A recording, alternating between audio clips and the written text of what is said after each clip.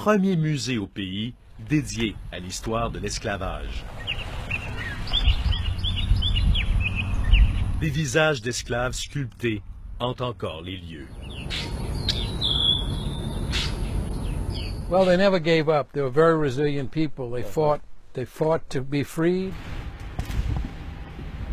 Dans cette église, bâtie par des Noirs, des statues d'enfants en terre cuite nous interpellent.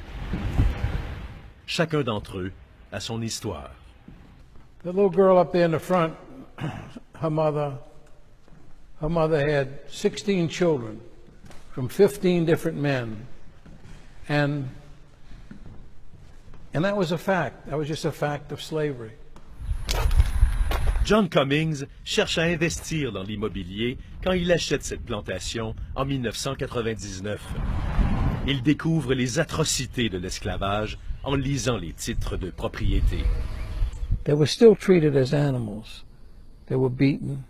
They were raped.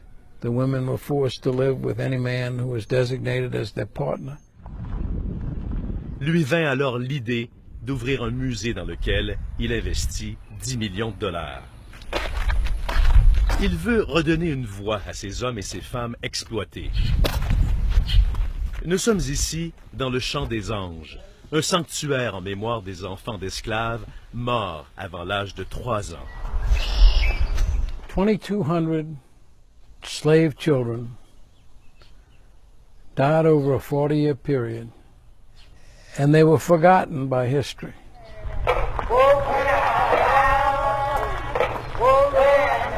Les noms de 107 000 esclaves de la Louisiane sont gravés dans le granit. Sybil Haydel Montréal a un lien de parenté avec l'un d'entre eux. Son arrière-grand-père, Victor Haydel, a vécu sur cette plantation.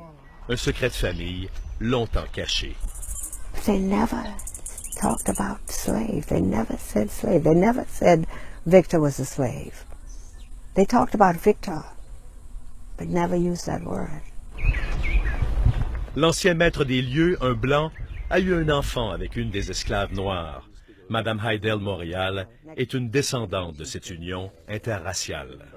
Ah, so good to see you. I'm good. Yeah, you're looking good. Thank you. Thank you. Yeah. Nous organisons une rencontre entre elle et un des petits-fils des propriétaires de la plantation, la famille Haydel Marmillon. Do you think they still feel, and not only the rest of our family, they still feel a superiority over African Americans? I mean, deep in their hearts. I don't feel that in my I know you don't. my family, Okay.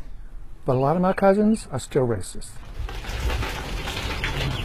150 ans après l'émancipation de 4 millions d'esclaves, le malaise persiste. Madeleine Lévé, Charlot, Pierrot Télémac. L'historien Ibrahima Seck dirige la recherche au musée de la plantation Whitney. Plusieurs de ces esclaves viennent du Sénégal, son pays natal. Les États-Unis ont bâti, dit-il, leur prospérité sur le dos de ces esclaves. Il m'arrive souvent de pleurer quand je fais le tour. Je ne sais pas. Très souvent, je suis pris par d'un profond coup d'émotion. Un passé douloureux que les Américains découvrent en visitant la plantation. It was kind of sad and it was good because it tells you more about slavery and other sorts of things that the slaves did and the white people did to the slaves. You know, nobody wants to talk about slavery, not even in Texas where we come from. And to see all of the names is just, it's just heart-wrenching. Many French, many African names here. Pour plusieurs, il est temps que les États-Unis confrontent ce passé. D'autres pays l'ont déjà fait. This had never been confronted. You know, for example, in Germany today, I believe there are 200 memorials and museums that are dedicated to the Holocaust. Il n'y a aucune honte à assumer son passé. Au contraire, c'est en assumant le passé que vous parvenez à régler des problèmes. Le docteur Ibrahima Seck croit que la violence de l'esclavage se répercute encore dans la société américaine. Le racisme est toujours là. Les descendants des esclaves sont les plus pauvres. Ils ont les mauvaises écoles, c'est pour eux. une forte proportion de la population masculine est en prison, le crime, la drogue, ça, tout ça, c'est des séquelles de l'esclavage. It's sad. It really is sad. How do you, we have to change the hearts of people.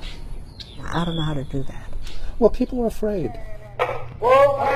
Une peur, une méfiance, 200 ans d'esclavage laissent des marques que même un président noir n'a pu effacer.